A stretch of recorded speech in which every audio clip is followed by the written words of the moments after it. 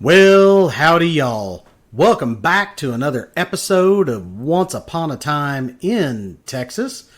This is episode number 29. So, this is a little interesting and different episode. I don't know how many of y'all listen to Mike Rowe of Dirty Jobs fame, but I watch Dirty Jobs. I like Mike Rowe. He's a fellow Eagle Scout. He's just got a lot of cool stuff, and he's got a cool podcast called The Way I Heard It. However, originally he was going to call it People You Should Know. And so the idea was he was going to search the world over to find people that he really felt like, the rest of the country, the rest of the world should know. And so he talks about that occasionally, and they ended up going with The Way I Heard It. But originally, he was going to call his podcast People You Should Know. And so I liked the idea, of course, because I like just about everything Mike Rowe does. And so, anyway, it was about a month or 6 weeks ago that a friend of mine that I'd met through the American Legion. I am not a veteran, but I am a son of a veteran, and I joined the Sons of the American Revolution. Oh, I'm sorry. Sons of the American Legion. Goodness gracious. I am in the Sons of the American Revolution too, which is kind of a cool, different thing. But anyway, so the Sons of the American Legion. Good Lord, I couldn't get that out. Anyway, so I met this guy through there, and then, just a couple of weeks later, he shows up and he joins our Rotary Club. And, I've run into him several times doing some service projects and stuff around town. And without giving too much away, I'll just say that he really is just a outstanding person. And so he said, "Hey, Mike, I'm really digging the podcast. I would love to come be on your podcast." And I said, "Well, I've only had a couple of people on my podcast. And, one was my former broker that I did mortgages with. And she and I are still friends, very much so. And she comes from California originally. And so we had some conversations there. And then the second guest was my son. And I said, "Well, I've just had a couple of guests on. But, if you want to come, we'll figure out something." He said, "Yeah, I think I do." And so we set the date, and he's coming right here to the studio. And by studio, I mean my kitchen, where the computer is. So he's going to be here in just a few minutes, and I wanted to go ahead and get this thing started. And so we've got a rich history here in Texas, and certainly this guy is a part of it, and I'll introduce you to him here in just a short. But before we head out together, of course, I want to mention our sponsor, which is me, an American mortgage company. I know there are lots of people moving to and in Texas, and I know a lot of y'all out there do too. So let me help them out. I am an independent mortgage loan originator working with American Mortgage Company. We help people finance their dream homes right here in the great state of Texas. I know I educated y'all a little bit before, but being an independent mortgage loan originator is a lot of fun. Get to meet a lot of good people and really help people get into homes. So, of course, most folks can't pay cash for a home. They just don't have that much in the bank, so they have to get mortgages.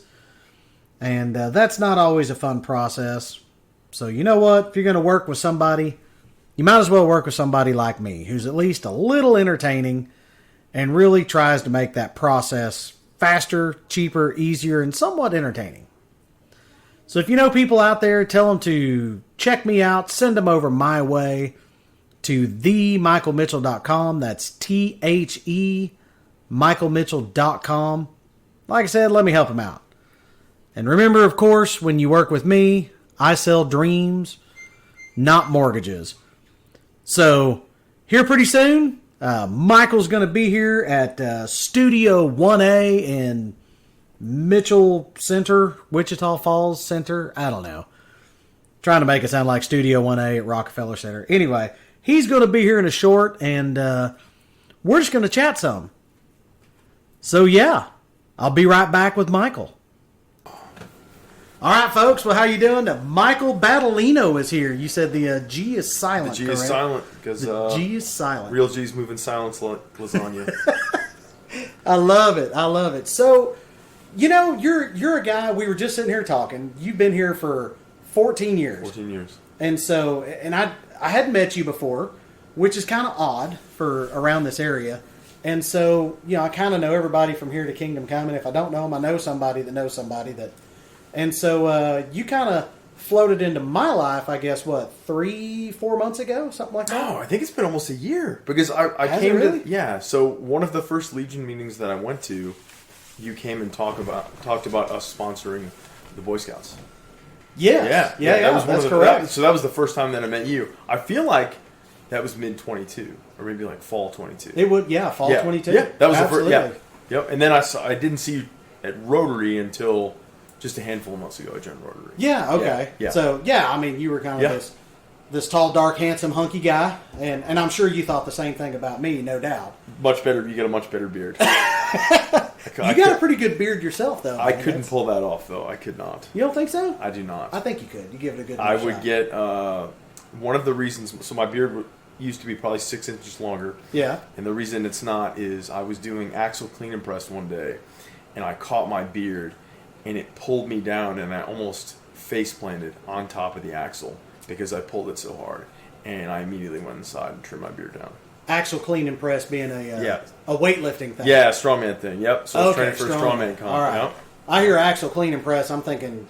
Oh no, there were no cars involved.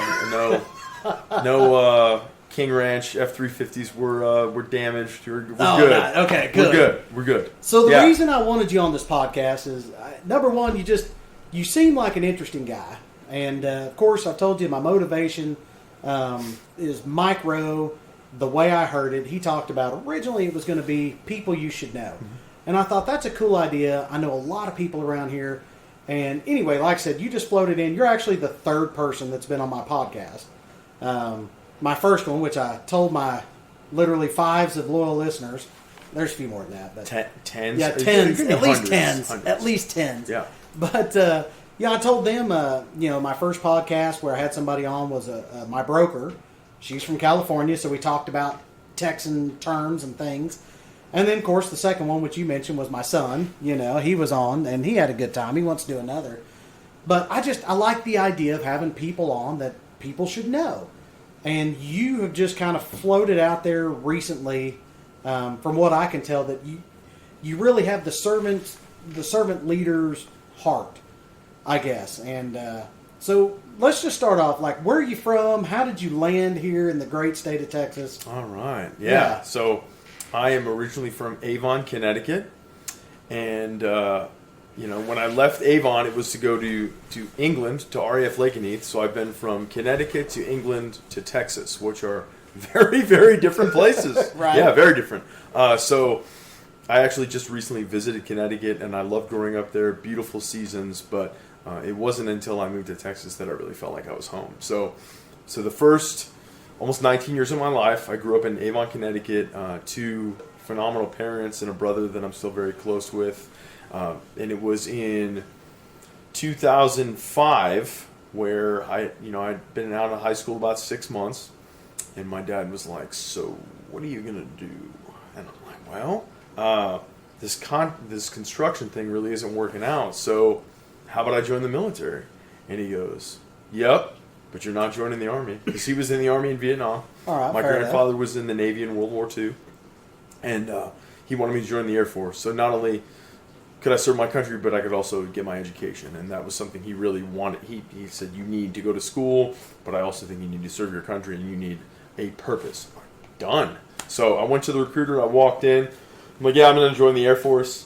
And he's like, "God, okay, we'll watch videos." I was like, "Just give me some papers. How soon can I go?" Sign me up. I had to be the easiest recruit for I don't know how long. I bet you he was just popping champagne after a go. I don't know how we got that guy. But I saw my buddy, he had a pin on that said, "I just joined the Air Force." And I was like, I should probably do that. And I did. And I got into the delayed enlistment program. So, my mom cried for an extended period of time, but about 5 months later, I shipped out in March of 2005 to San Antonio to go through basic training. And like everyone, that first night in basic training, you're like, "Oh my God, what did I get into?" Yeah, what did I do? But by the end of basic training, I had really embraced being in the military. I got picked up to be an F-15 tactical aircraft maintainer, which for someone that wasn't particularly mechanically inclined, and I say particularly, I wasn't mechanically inclined at all. I changed my oil. Oh, wow. That was about it. Dang, And okay. I'm like, tactical. I was like, what is this? Like, oh, you work on planes. I'm like, oh, no. My recruiter said I'd be a civil engineer. And he goes, well, your recruiter was wrong. Or he lied to you. I'm like, okay. So I left basic training, and I came up to Wichita Falls, Texas, Shepherd Air Force Base, where we are today. And that was back in 2005. So I went through my tech. So wait, hold on. Oh, yeah. You left basic training, came to Wichita Falls? Wichita Falls. Mm-hmm. And stayed? Okay, all right, sorry. No, so I went through training, right? I went through my Okay. tech school. And in August of 2005, I went to my follow-on training in Florida the week that Hurricane Katrina hit. Oh, good time. Yeah, so that was wild.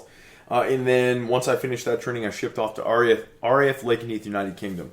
And I spent the next 4 years of my life in the UK, but I really spent less than that there because I was in Qatar, Israel, Afghanistan, Germany, Romania, just a variety of different countries doing different temporary duties and deployments, and really figuring out what service was all about and embracing the concepts of being an airman, really figuring life out, right? And seeing that it's much less about me, much more about we. And, we talked a little bit before we started about, servant leadership, having a servant mentality. And that's where I really started to cultivate that. And I am very, very fortunate that I had a series of exceptional mentors. And we could do several podcasts about the people you should know about each of those individuals and how important they were in my development. Because while I was at Lakenheath from 05 to 09, my dad got sick. So my dad was diagnosed with early onset Alzheimer's. And he was 57 or 58, somewhere in that range. And he had started to have some health issues. He had a lot of health issues throughout his life, but he really started to get bad when I was in England, and he got that diagnosis. And then from the last real conversation I had with my dad was at the end of 2007, after we spent the evening waiting for a Wii in the parking lot of Best Buy, right? And that was just something my dad and I always like to do, is wait overnight for video games, like in a parking lot, be the first person in line. That was just my dad and I's thing. Right. And we did that. We had this great conversation about life, philosophy, all these different things, right? And that was the last conversation I really had with him, because after that, his mind was really, degrading quickly, and then he didn't pass away for another 10 years. So it wasn't until 2017 that he passed away. But I wasn't able to get the mentorship that I really wanted from him because of his medical condition. Right. Because of the Alzheimer's. So I had all these other mentors that were just kind of like father figures to me, that really, for whatever reason, just took me under their wing. They're like, come on. And my mom wouldn't agree with this, but I like to think that I'm pretty moldable and I listen well.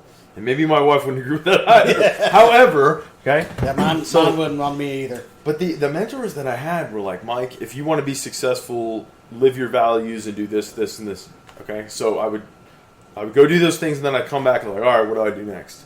And that really served me very well, because the mentors, the people that I surrounded myself with, I looked up to. They cared for me, but they also gave me that honest feedback when I needed it. And yeah, they really set me up for a tremendous amount of success because of them being in my life. So in 2009, after my last deployment to Afghanistan, I had promoted to staff sergeant, so I had the opportunity to become a teacher. So I applied to become an instructor at Shepherd Air Force Base, because that's something I always wanted to do, was teach. So I put the package in, and I called like every other day, like, hey, just making sure, did you get that email? Right. And this dude will not stop calling us. Well, it worked, because eventually they said, yeah, you got your assignment. You're coming to Shepherd at the end of 2009. So they're like, Jesus, we were tired of you calling us. Absolutely. You know what? The squeaky wheel gets the grease. Hey, whatever it takes, right? Yeah. It takes what it takes. Yeah. So got to Shepherd, started teaching, taught for several years. Really, really enjoyed that.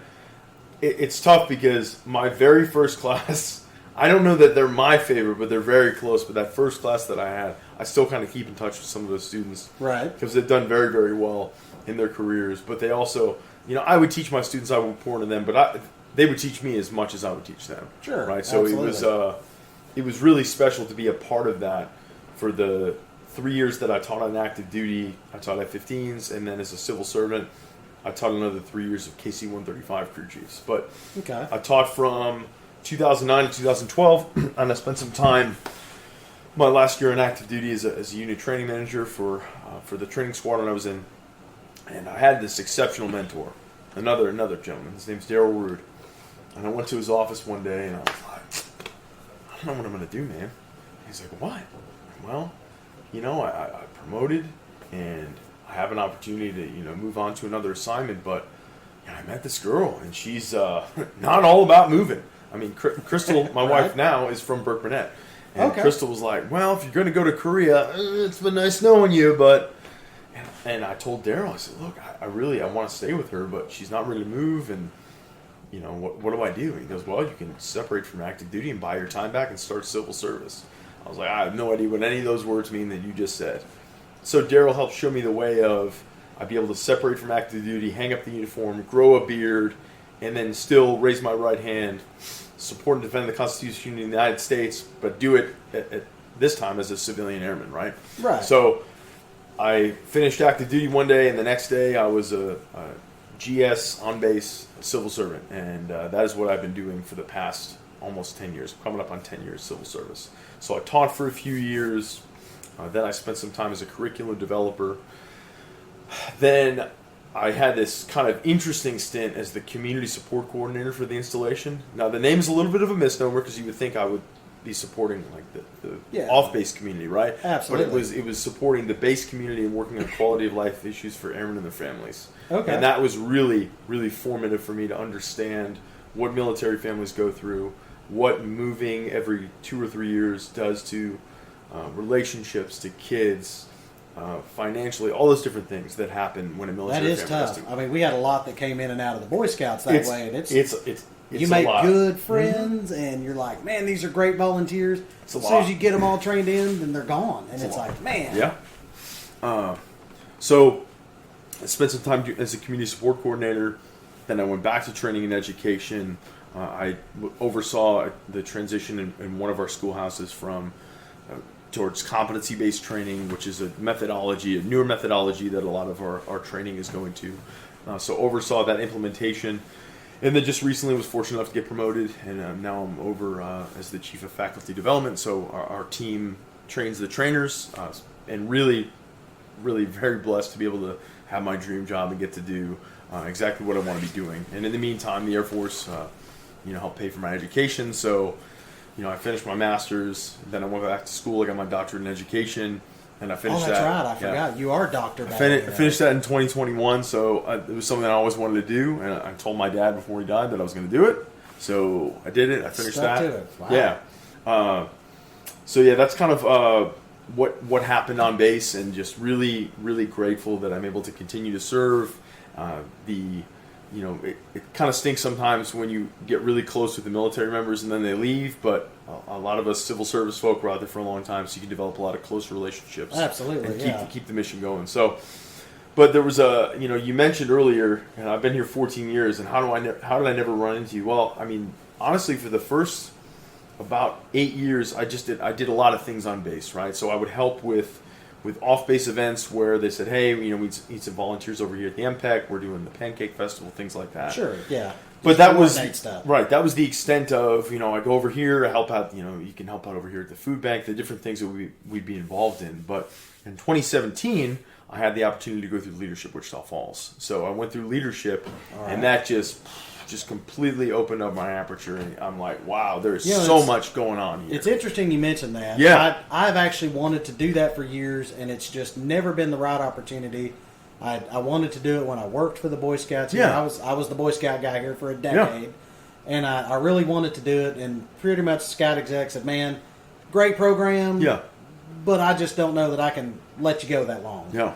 Because, I mean, it is a time commitment, stuff like that, and so I've thought a lot about it over the years. I don't know, maybe my time is coming, but Anyway, we're not here to talk about me. We're here to talk about Oh, you. no, we're here to talk about you. So I would say, our applications are open soon. Are they? For Okay. the class of 2024. So you could join the class and start in January, and then you're really looking at January through May, beginning of May, some Tuesday evenings, a few nights a month, and then probably one Tuesday a month, the full day, and then you're looking at maybe a Saturday a month.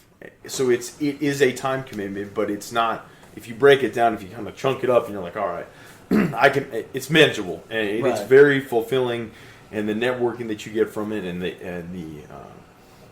things that you know a lot more about the community than I did when I went through that program, right? So you would know more. But I will tell you, I bet you there's still some programs that you're like, whoa, this has been here for 45 years. It's I have no crazy. doubt. Yeah.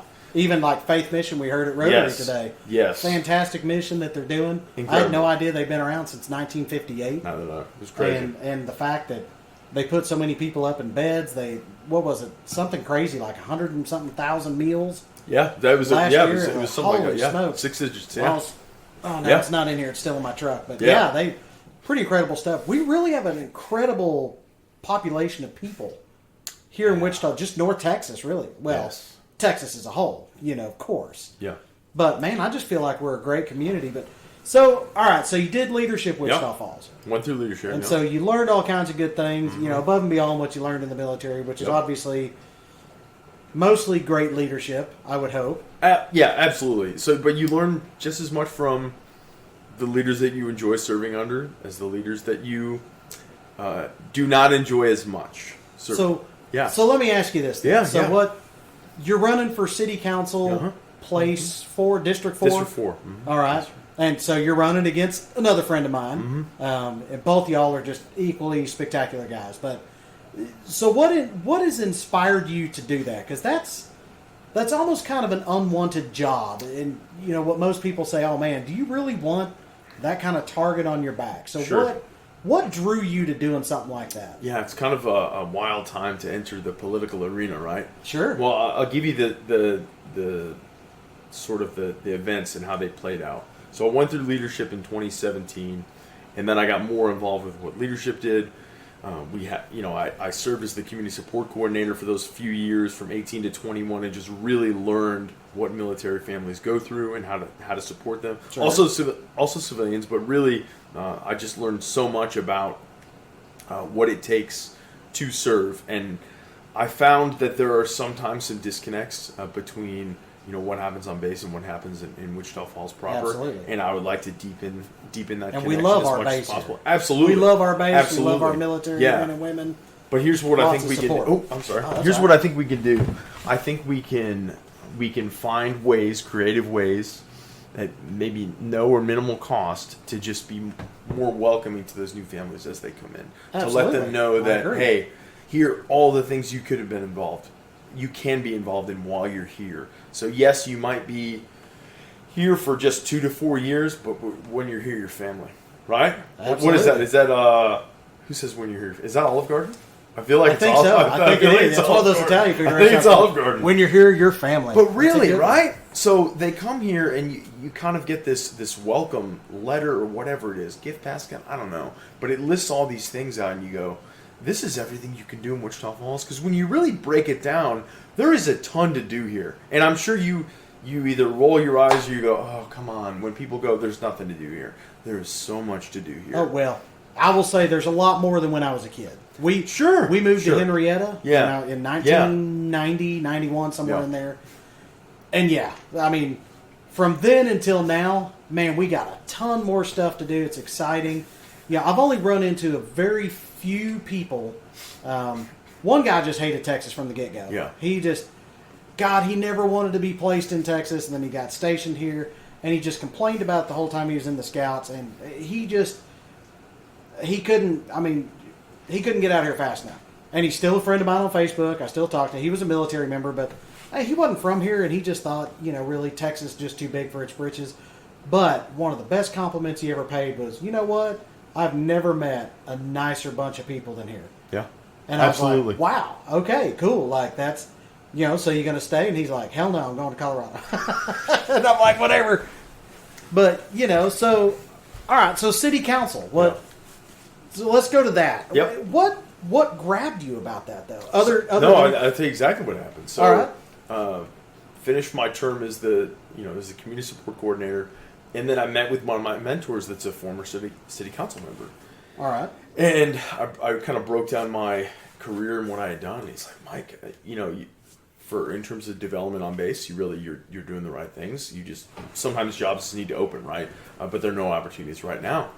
And he looked at his picture of Wichita Falls that he had on his wall, and he goes, "But you could serve on city council." And I'm like, "Go into politics? What are you, crazy?" Right. And here I am 3 years later, going, "I guess I'm crazy." But you are right. So touch of crazy. Why not?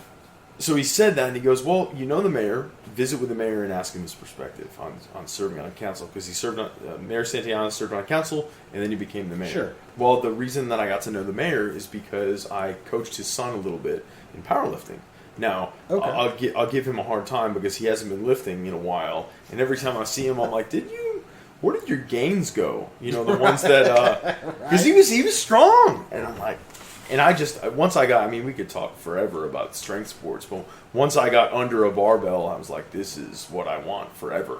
Right. And I really feel pretty strongly that in my casket, there's going to be a barbell in there. Gotcha. So, okay, yeah, that's absolutely. Fair. So how do you feel about the race thus far? And pardon me for my ignorance. I try not to pay a lot of attention to politics. Yeah. Of course, we got all the presidential crap that's coming up. But, city council's a big deal. The one theme that I get here locally is that we need some changes.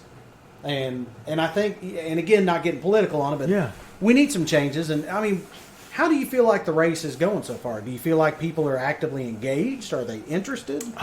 In the race, it's hard. It's tough to say. Because I'd say it's sort of still in its infancy where, I've declared, two opponents have declared, and we have to wait until the end of the filing period, which we are getting close. We've only got about a week and a half until the filing period closes.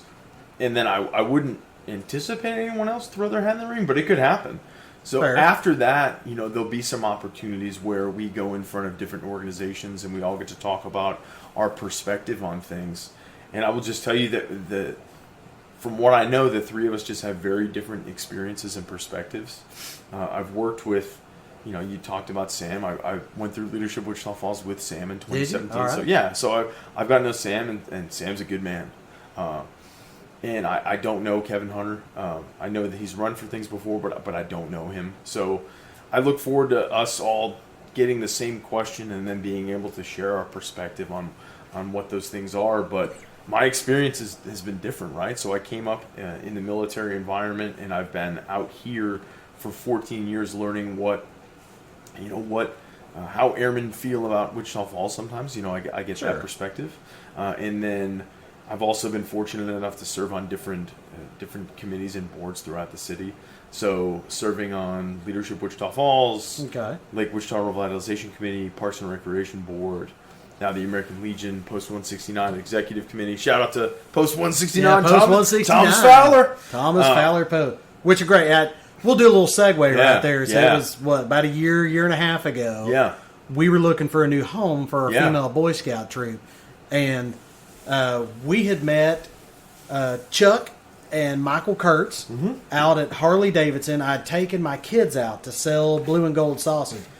And they said, hey, there's some old grizzled veterans out there, and they like the swine, so you ought to go sell to them. And so we went out there, and they said, Mike, this was about 2.5, 3 years ago. Hey, we want a youth program. Why don't you come out? And I was like, we're at a local Methodist church. We're good. Yeah. Lots of things have happened with Methodist Church. Not gonna talk bad about them, what they're doing. They've just got a lot going on right now. And anyway, we decided to maybe go pursue a different avenue. And for the most part, y'all were just welcome, just open arms to us. There was one guy, it's funny, Bill, who's in the Legion. He's an old Army guy, artillery. Yeah. He'd been in Vietnam. He's kind of, no. You know exactly what I'm talking about. Yep. But anyway, so he was such a pain in the butt when I was proposing us moving over there. He had 800 questions, and what about this? What about that? And I'm like, this guy needs to shut up.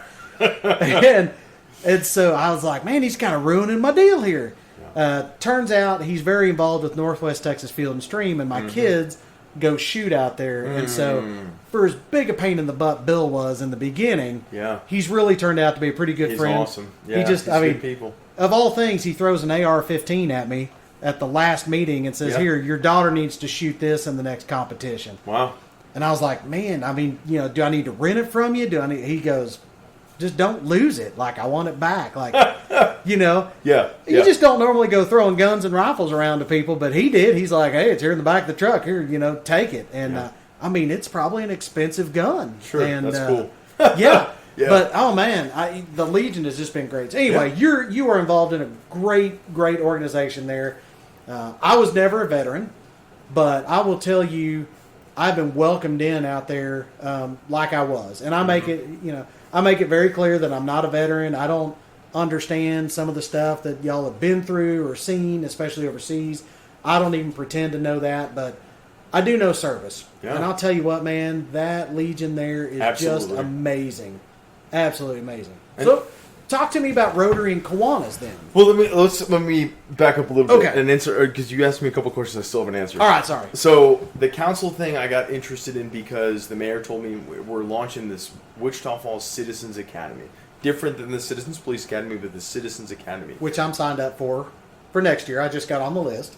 Yeah, nice. I did. It looked cool. It's awesome. I didn't even know about it until recently. I didn't know about it until 2 weeks before it started. So I went and learned about all of the departments in the city, went to a council meeting, listened to the city manager, listened to the city attorney, and I'm like, I got to be a part of this. Sure. And I felt a fire burning in me like I hadn't felt since I enlisted in the Air Force. That's how inspired I was to be a part of this. And I went home after the Citizens Academy, and I kind of looked at Crystal. I was like, hey, and she's been with me long enough at this point. So we've been married 8 years. We've been together for 12.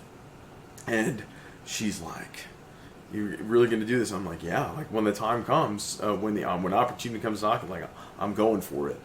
And, it was this year when Councilman Brewer decided that he was not going to run for his third term. And he let me know that, and I immediately got it going, right? I didn't know I was going to have any opponents, but I started kind of building up my core group of people that I wanted to surround myself with that have similar values. And I said, hey, I need your help to do this. And, gosh, the reason... All right, so I've got this bracelet, this steel bracelet, right? So it's in honor of First Lieutenant Travis Mannion, who was killed in April 29th, 2007, and he was killed in action. And it says, "If not me, then who?" And that was the phrase that he lived by. And the reason that he lived by that, the reason that kind of became famous for him is he was at a football game in between deployments, right? And one of his family members, they're walking up the stands, and he's like, "Man, there are a lot of other men and women that can serve, that can go over. Why do you got to go back?" And he goes, "If not me, then who?" And that's the mentality that I have. I get that it's a challenging time to enter politics. I get that not everyone is going to be positive, but that doesn't mean that ultimately it's not worth it to serve the citizens of Wichita Falls. So yes, I will represent the citizens of District 4, but in reality, I mean, you look at the different things that City Council is voting on, they're not district by district. Sure. It's for quality of life for all of Wichita Falls, making sure that, all of the decisions that are being made are taking into account the second and third order effects, being good stewards of taxpayer dollars, all those different things, right? So you asked me why I want to do it. Well, I want to take my servant mentality, the different competencies that I've developed through working on base and through my education, and put those to use, right? Absolutely. While living my values. And my values, I'm hopeful that people can see them in interactions that I have with them are authenticity, courage, discipline, empathy, and equity. And I love that. I have that I could explain at length if we had time, right? Why all of those individual qualities are important to me, but if I do something, and that's why people are like, man, how do you stay involved with all these things? How do you do this stuff? If it's aligned with a value, it's easy. I'm going to do it. Like he has a why can bear any how. So yeah, sure, it's going to get tiring.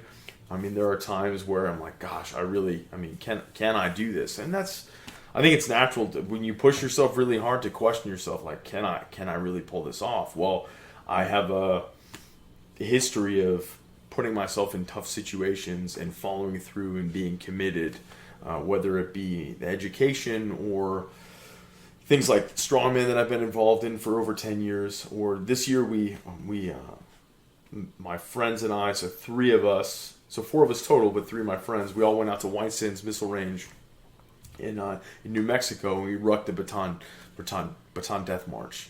So it's 26.2 miles through the White Sands Missile Range, and that was incredible. But it was in honor of those that were lost on the actual Baton Death March during World War II. Sure. And you think about throwing in the towel while you're going. Well, you look next to you, you've got an individual that's almost 80 years old that's doing the honorary half marathon. That even though it takes them 14 hours to get through that half marathon, they're not quitting. They don't care. It's too important to them. So I carried my bracelet that I wore for a gentleman that I work with now, and because he wasn't able to make it, his knee is terrible. Right. I tried. I mean, he's in his 60s, and his knee is I don't know what age it is, but it's older than that, right? Right. So he was going to try to go out there with me, but he couldn't make it. But it meant a lot to him to know that I would be out there, and I carried that for him, and he wears that now. So that things like that, you don't realize how important following through and being a man or a woman of your word, like how important those things Absolutely. are, until people tell you, like, hey, you remember that thing you did for me like 10 years ago? That really meant something to me. You're like, oh gosh, really? Like, I remember doing that, but I didn't know. Funny story. So there's a gentleman I work with on base now. He's still in active duty, but I trained him when he was a brand new airman. And at some point in our training, I said, look, man, you just got to get comfortable being uncomfortable. Like, that's how you're going to be successful. And he's like, okay. And he created a business called Get Comfortable Being Uncomfortable. So GCBU, this is his powerlifting team. All right. And I've seen that. So what's funny is I don't remember saying that. But you get the credit. But he made a banner. He made his team after that, and I kind of felt like in Talladega Nights, where he's like, I've lived my whole life by if you ain't first, you're last. But he's lived his whole life by Get Comfortable Being Uncomfortable, or his professional career. And I'm like, yeah, man, I don't remember. I mean, it sounds like something I would say, but don't remember it at all. That's too funny. But yeah, it's not a, gosh, I want to be up there and I want to be important or anything like that. I don't want to be the center of attention for any of that, right? But I want the opportunity to serve. The potential that we have as a city is incredible. So the vision, right? The vision is growth, collaboration, and the best place in Texas to live and raise a family. So the growth piece, we get it, right?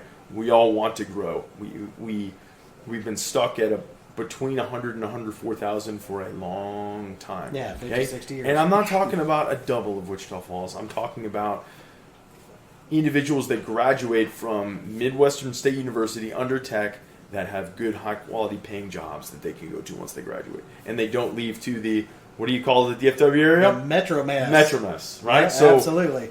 But we graduate wonderful individuals from MSU, now under tech, which is incredible, right? An incredible opportunity. Absolutely. But we've got to bring in jobs for them to have. And we can do these things. So that collaboration piece, so it's working with the base, it's working with United Regional, it's working with the school district, it's working with the chamber, it's working with 4A that has the business development park. All of these different entities, it's continuing to build up downtown. We can't do these things in the silos, right? We have to work together. And if I have a I'm not going to call it a superpower because you feel, like I'm trying to. I'm like to say I'm go like a superhero. This is your superpower. But if I have a superpower, it's generating connection between people, right? Because that's all that matters to me. Okay, all that matters are relationships, and you build relationships with communication, because relationships are the fuel that get us to where we need to go. Absolutely. And you do that through, now that we're back to face, right? You do that through building those face-to-face relationships, shaking hands, telling people, you're going to follow through with this. This is what I stand for. Absolutely. And I'm not saying, Michael, I'm not saying there aren't going to be some hard decisions, but the decisions that I make that are hard, I will feel it in my gut that this is a tough decision. And I'm not scared of that feeling, because what that feeling tells me is that it matters to me, right? And I know that there are second and third order effects to all of these decisions, and we need to thoughtfully think through everything that we're doing, because if we want a place for our children to raise their families here, we got to start now. We got to build it. We got to build it. So, okay. All right. So let me ask you this. So we kind of Lay covered it on a me. wide array. Lay it on me. Connecticut boy, kind of grew up. Moves to Wichita Falls, getting involved in Rotary. Well, eventually. Yeah, eventually. I'll answer that question too. So, and we might have, because we're running a little long. That's okay for my normal talking. But this is fun though. Yeah. And so I think the point that I wanted you on was, I do have, it's interesting, about a month to 5 weeks ago, I started hitting the world market with my podcast. People are interested. I've got Netherlands, India. Nice. One of my favorite things about the Boy Scouts is that we're worldwide. And so we're worldwide. Of course, there's co-ed now in the United States, more so with the Boy Scout program, which you know about. But my daughter just got back from World Jamboree. Okay. And so they had a ton of girls there. Or, I'm sorry, not World Jamboree. Sorry, National Jamboree. World Jamboree was in Korea. But so she came back, and one of their big things was service. They had a lot of floods in West Virginia. They were doing some big service projects there. Yeah. And, so with people listening, and there's not a huge amount, but, there's people listening all over the world. Yeah. Obviously, Wichita Falls isn't the center of the universe. We're close, but, But, so what could you tell us? Anybody who's listening, not necessarily Wichita Falls or even in Texas, what could you tell us about how to get involved? Like, how do you make the world a better place? What would be the one thing to make the world a better place? The one currency. Like what?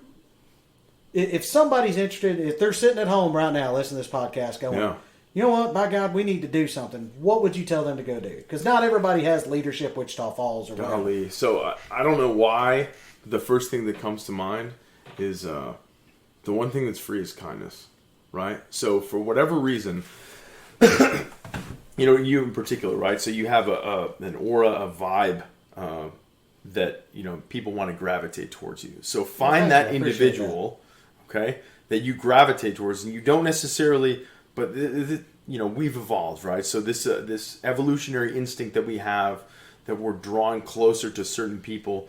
Find the person within your life or your circle that you're drawn to for whatever reason. You're like, I don't know why, and I'll answer the question about why I joined these different organizations. So I joined the American Legion Post 169 in mid-2022 because of Mike Kurtz. So I joined. Great guy.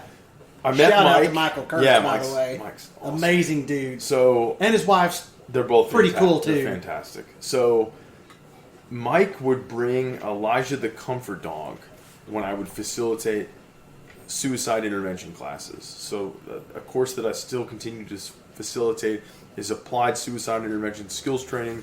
So in my opinion, and I think there's a lot of research out there to indicate this, but it's the best suicide prevention model in the world. It's used worldwide. But as an assist facilitator, the first day of class is heavy. Just 2 days, but it's a heavy first day. Sure. You talk about a lot of feelings. You don't come to classes like that to learn how to perform suicide interventions if you're not bought in. So Mike would bring Elijah up with his other trainer, handler. Sure. And Elijah would just kind of visit with the members that were going to the class. Well, I just liked Mike, right? So I'm like, I like this dude. Yeah, who doesn't, right? Well, then he went to a city council meeting, and he spoke on behalf of American Legion members. I need to find out what post he's in, and that's what I did. I found out what post he was in. I started going there. I joined that day because he spoke about something, and I got a positive vibe. Well, similar with Rotary. I joined Rotary because of Gonzalo Robles. Yep. So I've been following what he does with Cafe Con Leche and the Road to College for years now. You know, just following it on Facebook and seeing what they're doing and just being so impressed with that. And it's just the amount of opportunities that are open to you when you have access to education are incredible. Absolutely. And I've been very fortunate that being in the military, I've had access to that education, and it has really helped enable a lot of other success. And I've been able to be a part of different organizations because of that education. And I will never stop being grateful for that. So seeing what he does is just incredible and inspiring. And it's funny because I went to the first Rotary meeting and I said, I'm interested in learning about what you have to offer. And Gonzalo, he came in a couple minutes after I did, and I wasn't able to talk to him. Well, after the meeting, as we're leaving, we both used the restroom, and he walked in at the same time I was leaving, and I was like, I'm so excited to meet you. And he's like, I'm excited to meet you too. Because we had kind of followed one another, and then we had... And it happened in the bathroom. Yeah. That's a great story. Yeah, awkwardly, you're like, okay. Well, and then Kiwanis... So I have always looked up to Judge Woody Gossam, and without knowing... Amazing right, also. without knowing who he is, I've just seen him in different things and heard about different things he's been involved in, and just always been impressed. And he's also in our American Legion post, so I saw that. Well... He said, Michael, we're looking to bring in more people to Kiwanis. I think you'd be a great Kiwanis member. And this is like right around the time that I joined Rotary. I'm like, oh my gosh, how am I going to be able to be in these two groups at the same time? Well, here's what's perfect. One meets Monday at noon. The other one meets Wednesday at noon. So I'm able to make both of them. And they have similar missions, just different focus areas, right? But ultimately, it is service, right? So absolutely. You asked... how do you get involved? I'm telling you, that kind person that has that vibe, that has that aura in your life, they might not have all the answers, but they've got something that they're involved in. I'm sure of it, that they're pouring into, and go check it out. That's what it's, and it's not. I will tell you that I'm a little bit introverted, and people are like, what? Yeah, I don't see that. But I really am because I like I need my recharge time. But I pour in other people, and then I need to kind of just that's where my gym time is, right? My gym time training by myself. So go check out those opportunities. Even if you're a little bit introverted, just dip your toe in the water and be like, okay, this thing wasn't for me. But just kind of do a sampling, buffet style. Just check different meetings out. Find something. So what I'm kind of hearing, let me summarize. So find something you're passionate about, whether it's animals, kids, education, veterans, suicide prevention, whatever. So find something that you're passionate about, and then just kind of see what's around. Yeah. So I know Rotary is international. Yes. Kiwanis is also international, correct? Kiwanis is international. Mm-hmm. And we also have Lions clubs here. I was involved in Lions Club for a long time, which is international. Those service clubs, I feel like they've kind of taken a beating membership-wise over the last decade or so. Mm-hmm. But I feel like they're kind of making a comeback because I think they draw people in. Do you kind of feel the same way? I do, but I think it's going to take sustained effort. So I think it's going to take, like what you did today, bringing in other members going, hey, I think you should join our club. I mean, we've just got to keep doing that, right? And that's how we... And the prime example was my buddy Landon with SNH Solar. SNH Solar. Yeah. But he also... I know him through Cub Scouts and Boy Scouts. He was a leader. And so I got to know him there. It's funny because he drives a big old F-350 diesel pickup, but he's a short guy. Mm-hmm. And so... But, man, his personality really makes up for it. He's such a neat guy. But he actually called me up a while back and said, talk to me about your Rotary Club. Yeah. And I'm like, oh, man, you want to join? That'd be great. I'd love to have you there. He's like, I'm already a Rotarian. But and again, I'm not trashing the club. I'm not going to say the club that he's in. But the club that he's in does some very, very good work. Mm-hmm. But they're all older. They're all retired.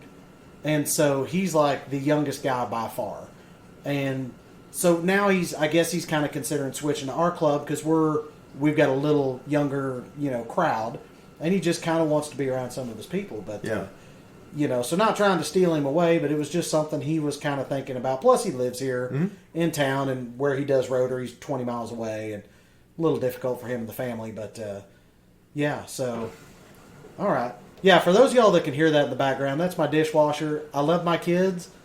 They haven't done dishes in like 4 days. And they decided to fire up the dishwasher a little while ago, right before you came in. Yeah. Which is great, but then, to shut it off, it sits there and beeps and goes crazy until you start it back up again, so whatever.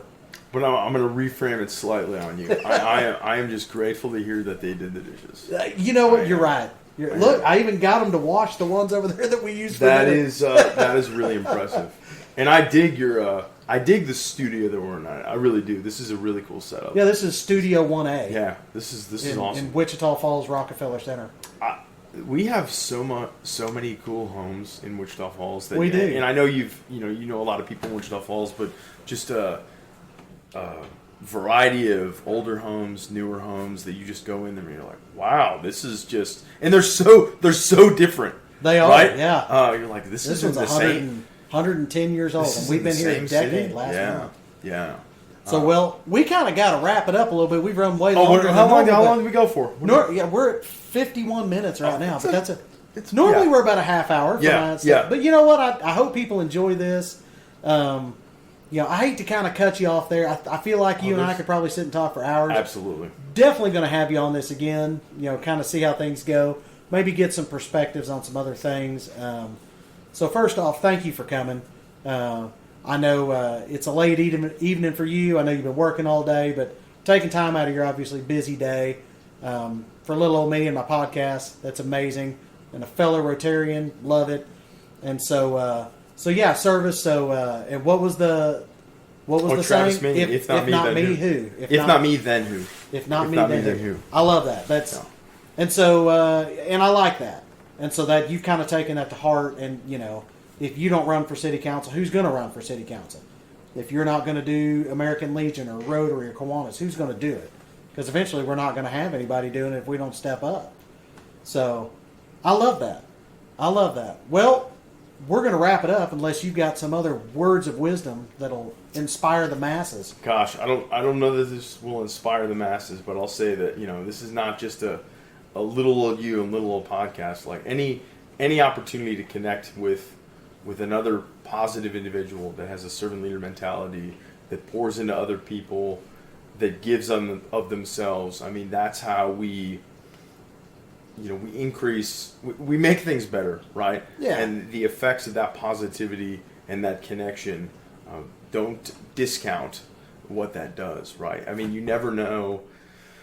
And this goes back to my focus on mental health and the suicide prevention. You never know that you're interacting with someone that's having the worst day of their life. You never know. Absolutely. And people are phenomenal at hiding things. Okay, so everyone is carrying around an invisible backpack. Yep. And you have no idea what's in that backpack. But what's free is just the opportunity to be kind to everyone.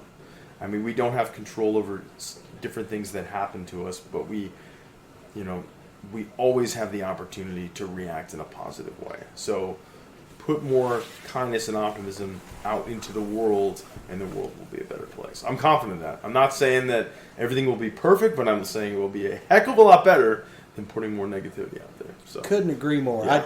I used to tell my students when I was a teacher, kindness doesn't cost you a thing, and it'll pay you dividends. There you go. Yeah. Yep. So I love that. All right, we're going to wrap it up right quick. So I'll end it as always with thanking my sponsors, which is me, of course, an American Mortgage Company.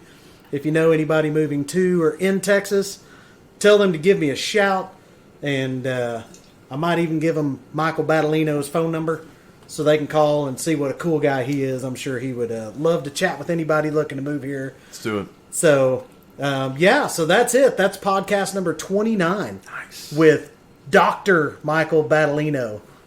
So that's awesome. So y'all give me some feedback. Let me know what you liked. I'm going to bend Michael's ear a little more after this podcast. See who I should bring on next. But so that's number 29. We're going to go ahead and wrap this up. You remember how I end it? Oh, gosh. The stars at night are big and bright.